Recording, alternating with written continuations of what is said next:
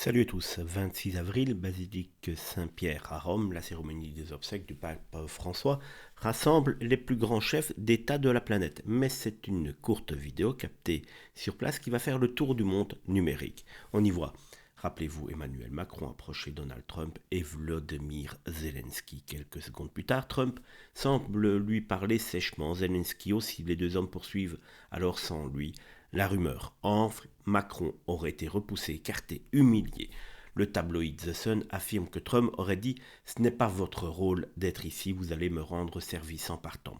L'interprétation attribuée à un spécialiste britannique de la lecture labiale est relayée jusque chez nous, jusqu'en France. Des journalistes comme Vincent R. Vouette y voient un affront diplomatique. Le tout est repris et tourné en boucle sur les réseaux sociaux.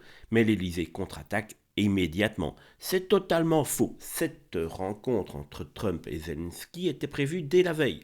Un rappel que Macron s'était lui concerté en amont avec les chefs d'État présents. L'Élysée parle d'une manipulation médiatique, voire d'un montage narratif dangereux.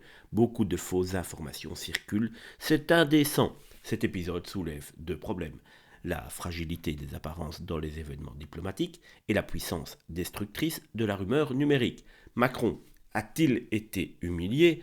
Peut-être dans l'œil de la caméra, mais en croire les faits officiels, il n'a jamais été invité à cette discussion ni censé y participer. Encore une fois, la guerre de l'image précède celle des mots, mais je voudrais quand même revenir sur un fait. S'il avait en amont, donc avant, déjà rencontré Zelensky et Trump, pourquoi aller faire le mariole, aller les saluer devant les caméras?